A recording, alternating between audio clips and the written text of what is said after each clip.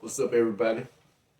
Out there in YouTube world, real world, which should be one and the same.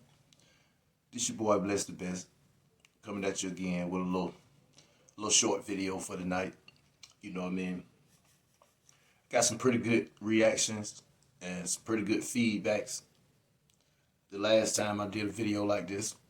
So tonight, I'm gonna lean on my master teacher, Dr. Neely Fuller Jr., the GOAT. Going to the GOAT for this one. Got some real good information for you, right? And Neely Fuller is just like a old, wise country man. Something that I aspire to be at some point in time. But we're gonna ask Neely Fuller the $10,000 question tonight. What can you do to fight and stop white supremacy? That's a real big question. A lot of people ask it. Not very many answers. You got all kind of complicated answers to that question. You have all kind of vague, indistinct, undoable solutions. But just in old country black man logic, we gonna ask the GOAT, Dr. Neely Fuller Jr., what can you do about white supremacy? Let's go. Or anything that non-white people do. That's the way you look at it. That is of constructive value. I tell people, anytime you're doing anything of constructive value, you're hurting the system of white supremacy because no person. You hear that? He gives you the answer in the first sentence. Anything that you do of constructive value hurts the system of white supremacy. Just like I told you last time I came to you with our brother, Dr. Neely Fuller Jr., stop doing dumb shit. I'll say like over the past 10 years, you rarely see me do anything just, strictly for fun, just like, pure entertainment. And, and like I've said before, that don't mean I don't have fun, because I have a lot of fun. But most of the things that I do for fun involves learning something. You know what I mean? It got to be a lesson inside my entertainment. I don't like, mindless shit like Kevin Hart, like the stupid shit, fucking 85 South, all that shit. That's dumb shit. If I'm doing the comedy, I'm doing Cat Williams, Eddie Griffin, Dave Chappelle, something like that. You know what I mean? I entertain myself by building stuff. You know what I mean? I got a lot of little hobbies and things like that I do, and rarely do I go out and buy the traditional materials and all that made for what I'm doing. I like to try to figure out a way I can do it with what I already have. But back to the master teacher. I'm gonna go back. I'm gonna start back from the top, just in case you missed it. Or anything that non-white people do. That's the way you look at it. That is of constructive value. I tell people, anytime you're doing anything of constructive value, you're hurting the system of white supremacy because no person of color is supposed to do or say anything that makes sense. I mean, so anytime, any people who have color in their skin do anything that has constructive results, something big. That means you fighting back. That means that you're not just accepting the matrix. That means you're not letting the conditions that you live under get the best of you and beat you down and start just accepting it and cooning out and selling your soul for money. And I don't mean anything spooky when I say selling your soul. You know what that means. You know when when the thing that you have to do to get that money just compromises your soul. It's certain things, you know what I mean, that you run into every day like that. Fight back. Don't give up. Do something constructive with your time. Don't give all your constructive activity to the white man. Sometimes you gotta give him a little bit. But when you leave that fucking job and you get off, you can go home and do something constructive on your own. You know what I mean? Something for your family. Plan something. A side hustle, or better yet, an actual business. But something constructive instead of just going the fuck off. Official that helps people to think constructively or to act constructively rather than non-constructively. You are hurting the system of white supremacy. The white supremacists want the entire world. Every single video that I've made since I decided to do this has been about it's to help people change their mind state, maybe see things from a different point of view. Just yesterday, you know, I got several family members. We live in the same neighborhood. It's basically my family members by marriage. This is my wife family members. You know, they good people. They good people. I go around there, you know, sit around and talk with them a little bit. But every time I come into the room with some constructive conversation. You know what I mean? I ask questions, you know, see how they think, right?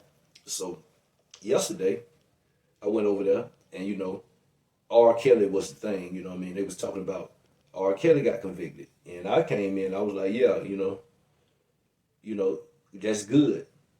He a piece of shit, right?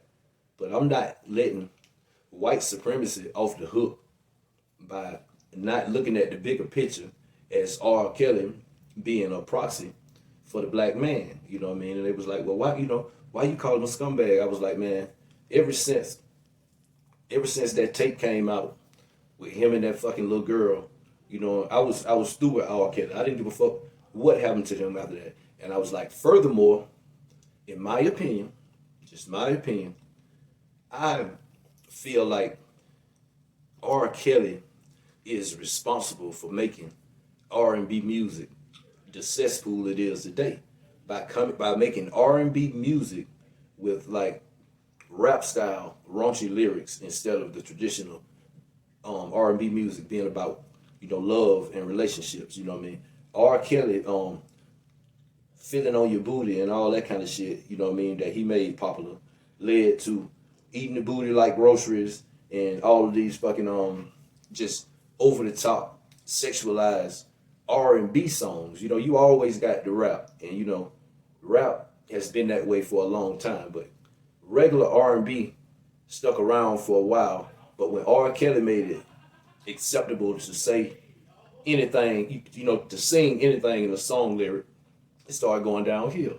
And man, they jumped on my ass. R. Kelly, you know, he making money. He was making money. You can't tell me he wasn't making no money. You can't tell me that wasn't no good music. I'm like, yeah, you know, yeah, you're right. You know, all money ain't good money. I never said he was making money. But I'm looking at it as a black man that cares about the future of all people. And I'm saying that R. Kelly contributed negatively to that by his mere popularity in what he was doing. He influenced a lot of people negatively. He made a lot of people come behind him copying that style. And you know, that's the kind of shit that just degenerates black society. You know, we so accepting of any kind of behavior if we like the person. But back to my master teacher. Hey, this is almost 2 videos in one. Let's go.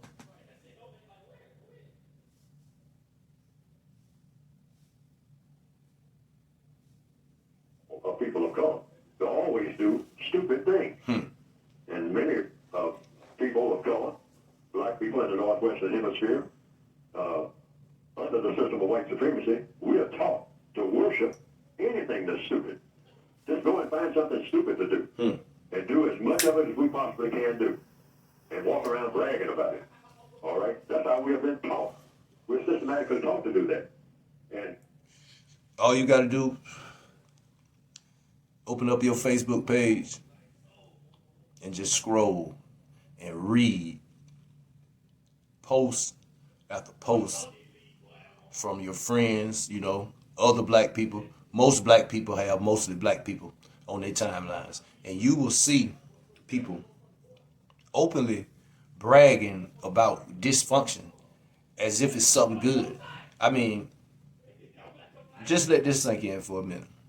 We took a negative word, petty is a negative word, and promoted it as a fucking virtue. Now that's really focusing on dumb shit, and that's the kind of shit what keeps us in the same position. That's where they want your mind at.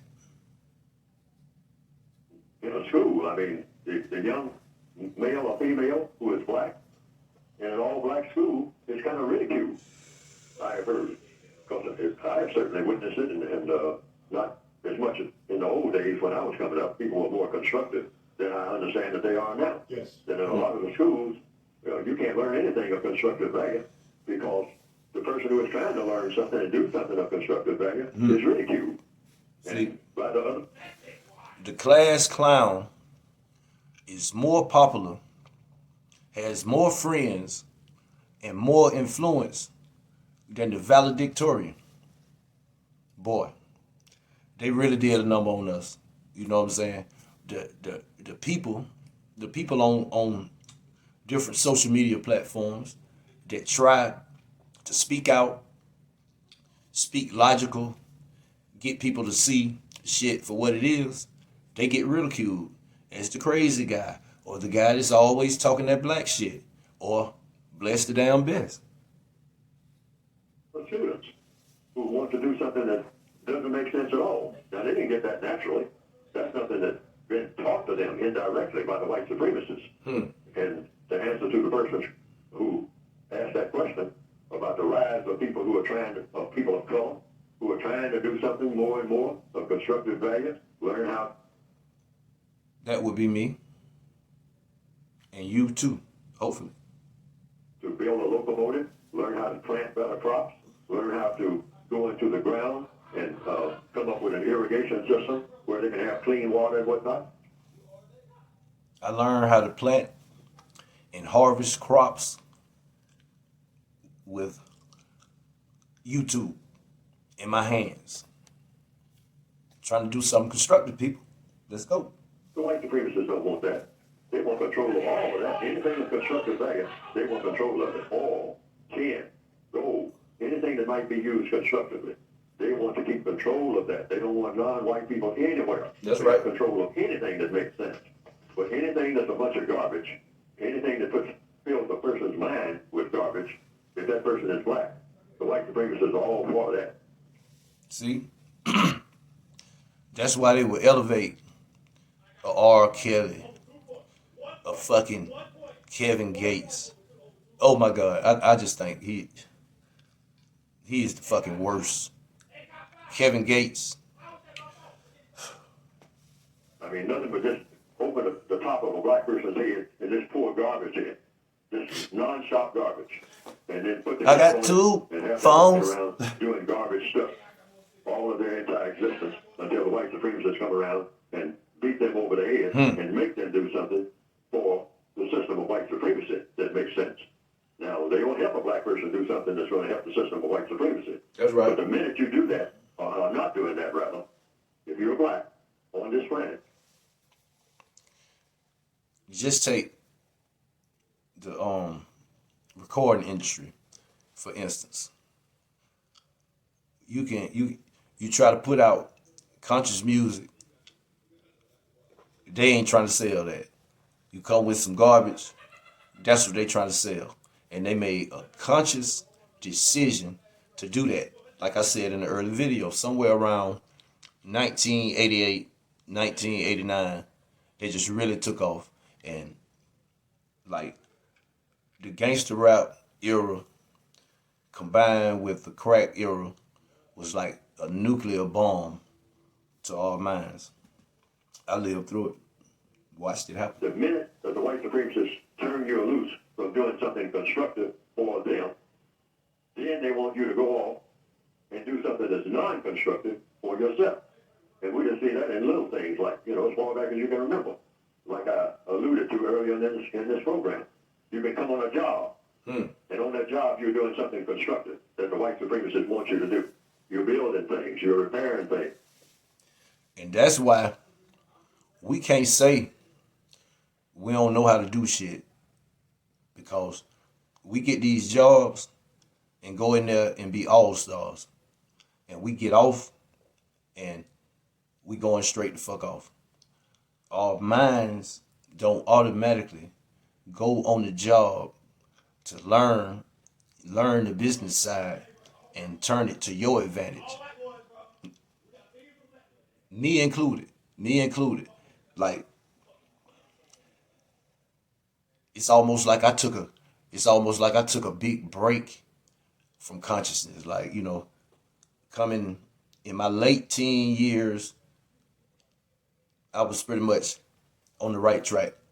But I made some bad decisions, and man, it took me like 15 years to come back to myself. So I know it ain't easy, but it's like I never had, you know what I mean? In those days, this was before YouTube and all that, and I never had anybody to really, really break it down to the root and, you know what I mean, just let me see what life is all about. I would have loved to have known about Dr. Neely Fuller Jr. and these other master teachers when I was younger. But right now, what I'm doing, I'm passing it back.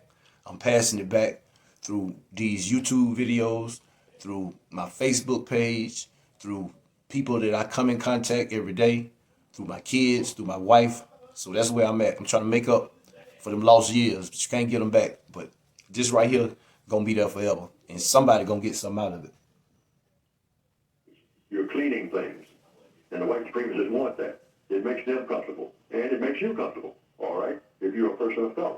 But the minute the white supremacists say, okay, you can go now and do some of the things, that you want to do. But they have us trained that when we leave their presence, we immediately start doing what? Like in the old days, like I said earlier in this program. Get off the job and do what? Go right down the street to the whiskey store. Buy some whiskey. That's what we used to do in the old days. Turn up, turn up. And get what? Drunk. Yeah, do something stupid. And if you have drunk, go and stab somebody, shoot somebody, off color, right there in your own neighborhood. And the only time you stop doing it is when the white supremacists said, okay, that's enough of that now. I mean, Saturday and Sunday, we gave you.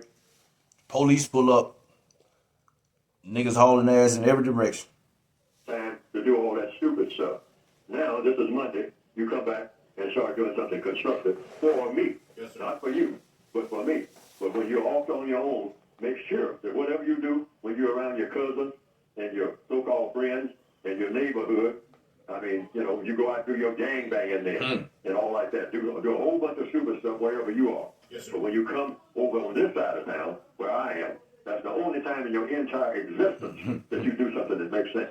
And let's keep it that way. That's how they feel about you, and that's the way it is. What can you do about it? Start doing something constructive with your time and making logical decisions. To borrow one from one of my other master teachers, the living legend, Professor Black Truth, do something constructive. The white supremacists hate that. So this is your host. Until the next post. Bless the damn best.